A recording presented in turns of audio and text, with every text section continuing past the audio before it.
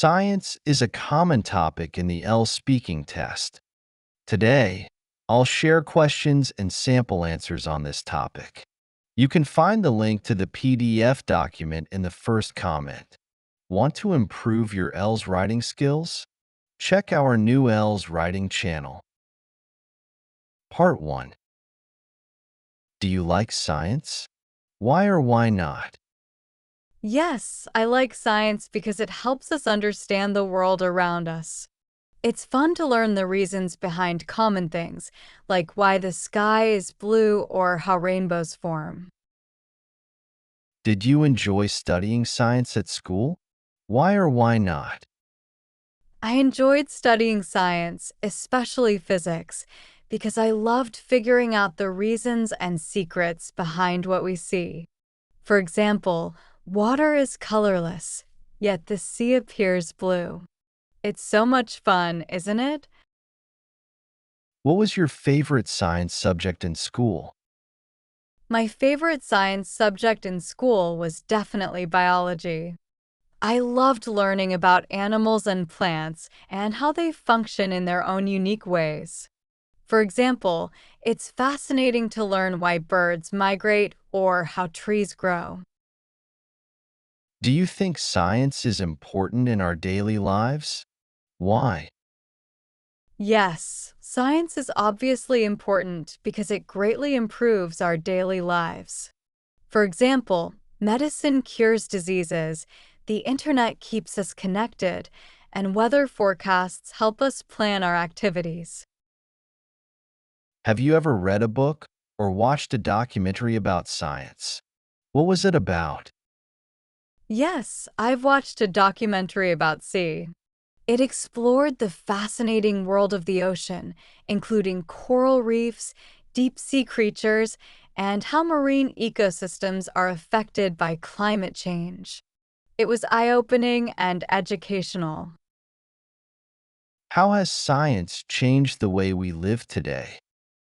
Science has significantly changed our lives. For instance, we can now travel quickly by airplanes, prevent diseases with vaccines, and connect with anyone through the internet. It has made life so much easier and more convenient. Are there any scientific discoveries that you find fascinating? Yes, I find the discovery of electricity absolutely fascinating. It powers our homes, lights our streets, and runs our devices. Without it, we wouldn't have the technology that significantly improves our lives today, like computers or phones.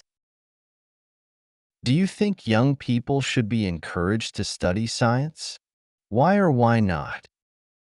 Yes, young people should study science because it helps them solve problems and sparks curiosity. For example, observing how a caterpillar transforms into a butterfly can inspire them to explore insects and understand ecosystems. Do you think science will change the world in the future? Yes, I believe science will continue to change the world. New discoveries and technologies in fields like medicine, renewable energy, and space exploration could solve many global problems and improve our quality of life. That's the end of part 1. Now we are going to move to part 2. In this part, you will have 1 minute to prepare and then speak up to 2 minutes. Describe an area of science, for example, biology, robotics, and so on, that you are interested in and would like to learn more about. You should say which area it is, when and where you came to know this area, how you get information about this area, and explain why you are interested in this area. Answer 1. One area of science I'm really interested in is robotics. It combines engineering and artificial intelligence to create machines that can perform tasks independently. I find that absolutely fascinating. Robots are used in so many areas today. For example, in healthcare, they assist with surgeries. They can even explore dangerous or unreachable places, like underwater or on other planets.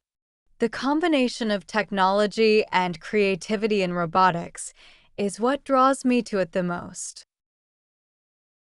I first got into robotics a few years ago when I visited a school science fair. One of the displays had a small robot that could move through a maze on its own. It used sensors to avoid obstacles and find its way, which was amazing to watch. I couldn't believe that something built by students could perform such complex actions. That moment made me curious about how robots are designed and how they work. To learn more about robotics, I use a mix of resources. I often watch videos on YouTube that explain different types of robots and how they're programmed.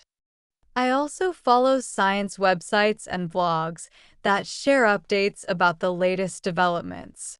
Occasionally, I attend workshops or tech exhibitions where I can see robots in action and even try controlling them myself. What I love most about robotics is its potential to solve real-world problems. Robots aren't just cool machines, they're improving lives, from delivering goods to helping in natural disasters. They're also opening up possibilities in fields like space exploration and agriculture. I'd love to study this field in depth someday. Answer 2. One area of science that I'm really interested in is biology. My fascination with biology began when I was young, as I was always curious about animals and plants. I remember spending time in the park, observing different species of birds and insects, and wondering how they all functioned in their environments. Over time, this curiosity developed into a deeper interest in understanding how living organisms work. I first learned more about biology in school, where we studied topics like cell structure, ecosystems, and human anatomy. I was particularly fascinated by the way different systems in the body work together to keep us alive. Furthermore, I found the diversity of life on Earth to be incredibly exciting. Knowing that we share the planet with so many different living things really sparked my passion for biology. To further explore my interest in biology, I read books, watch documentaries, and follow biology-related channels online. Additionally, there are many resources that explain complex biological concepts in simple ways, which makes it easy to learn more. I also enjoy visiting botanical gardens or natural history museums where I can learn about different species firsthand. I am interested in biology because it helps us understand the world and ourselves better. In fact, it can lead to important discoveries that improve our lives, such as new medical treatments or ways to protect endangered species. Ultimately, biology has the potential to solve many of the challenges we face today, which is why I'm eager to learn more about it. That's the end of part 2. Now we are going to move to part 3. How important do you think science is in everyday life? Science is incredibly important in our daily lives, affecting nearly everything we do. From the technology in our phones and computers to the medical treatments we rely on, science makes life more efficient, healthier, and safer. For example, GPS technology helps us navigate, while vaccines protect us from diseases. Do you believe that science can solve all the world's problems? Why or why not? While science can solve many problems, it cannot address all of them. Issues like poverty, inequality, and climate change need both scientific solutions and human understanding. While science helps find answers, People must work together and make ethical choices to create lasting change and progress. Do you think science education should focus more on practical experiments or theoretical knowledge? Why?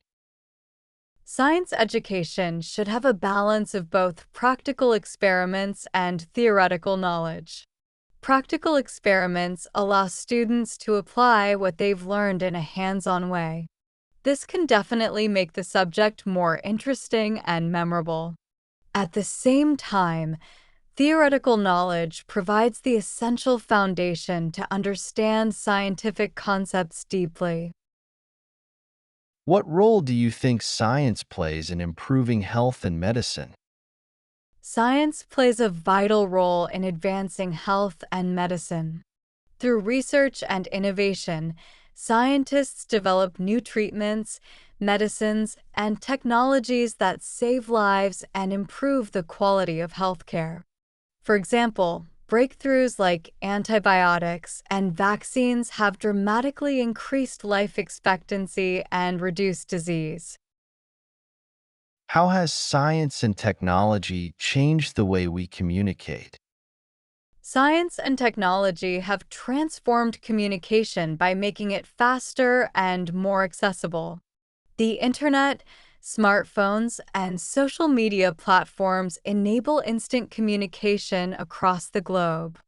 People can share information, collaborate, and stay connected, breaking down barriers that once made long-distance communication slow and difficult. Why do you think children today might be better at science than their parents? Children today excel in science because they have easy access to modern learning materials, such as educational apps and online courses. These tools make learning interactive and enjoyable. Platforms like YouTube, for instance, explains difficult science topics in simple and interesting ways. Their parents didn't have these kinds of resources when they were young. How do you suggest the public can learn more about scientific developments? The public can learn about science by reading the news. Many major websites, like Google, have science sections where you can learn the latest scientific discoveries. Watching documentaries and listening to podcasts are also great and fun ways to learn. For example, National Geographic shares updates on new geographical discoveries. Who should pay for scientific research? Governments or private companies? Both governments and private companies should fund research. Governments should focus on areas that benefit the public, like healthcare, science education, or the environment. They can improve overall quality of life.